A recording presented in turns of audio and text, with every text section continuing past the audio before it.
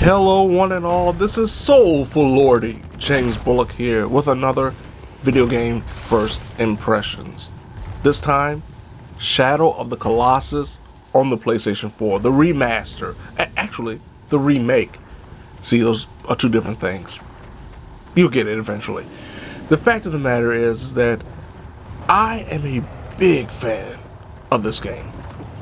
I'm not talking about just the PS4 version, I'm talking about the original release on the PS2. It was one of those first games that really signified that evolution of video gaming where people could actually say that this is a great digital interactive depiction of art. But beyond all that is the fact that Shadow of the Colossus, even on the PS2, even with all the PS2's limitations from a hardware perspective, was a fantastic game. And then they put out an HD remaster on the PS3. So when it was announced that a remake of Shadow of the Colossus was coming to the PS4, I was so excited because I understood that the hardware limitations of the PS2 and even on the PS3 caused this game to not reach its full potential. Even though it had great gameplay, even though it had a great soundtrack, even though it had great visuals at the time, there were issues here and there that no matter what they did, couldn't prevent it from reaching that real gameplay perfection. And unfortunately, some of the issues that hindered the game are still there, specifically the camera. I was taking over the third Colossi, and when it comes to that movement of the camera and trying to get in between the protagonist and the actual beast that you're trying to take down, sometimes the camera can get a little wonky and make it for a difficult time to see. Some of the animations, well, majority of all the animations are still exactly the same from the original game.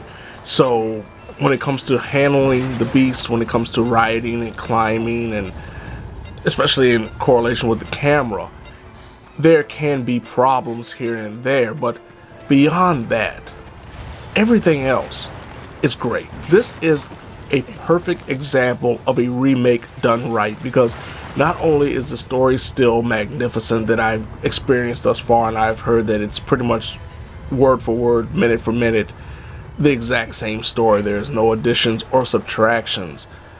When it comes to the gameplay, they've actually improved somewhat without taking away what made the game so much fun.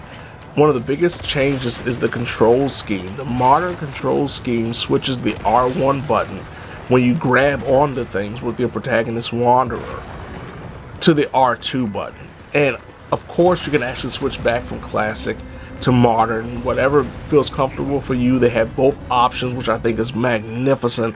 They've changed some of the buttons, like jump is a different button as X, and it feels more fluid, it feels more natural. But from a person who has played the game previously, who spent many hours conquering these beasts, I've had some moments of muscle memory kicking in. One example is me instinctively hitting the R1 button when I was first trying to take down the first Colossi, and even when I took down the fifth one, there was a moment where I had to jump and grab, and I kept hitting R1 and I couldn't figure out, I could not for the life of me figure out what I was doing wrong. And then I realized, oh my goodness, I'm hitting R1. I was hitting R1 over and over again, and it hit me, no, it's R2 now.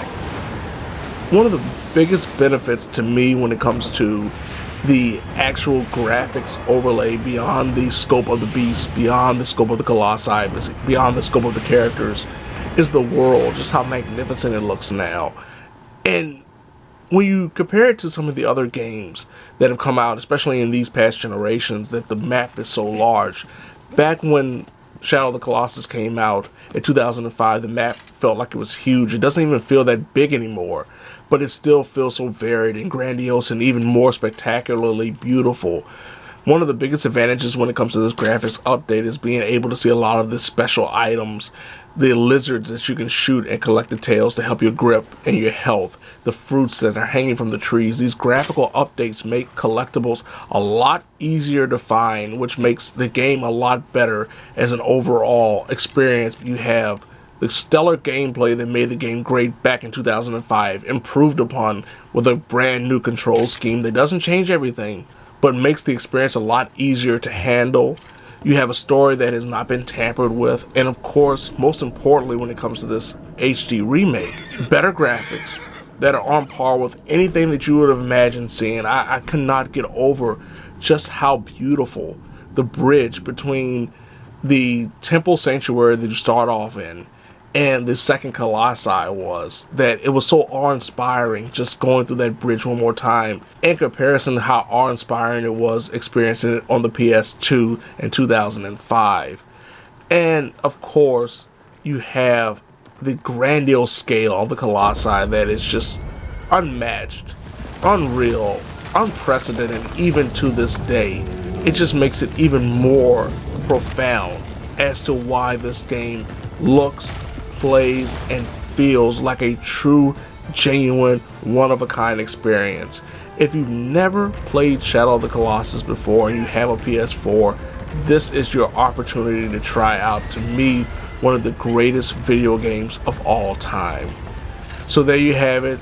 This has been Soulful Lordy himself, James Bullock, with another video game first impressions. Shadow of the Colossus, truly worthy of a oh lordy.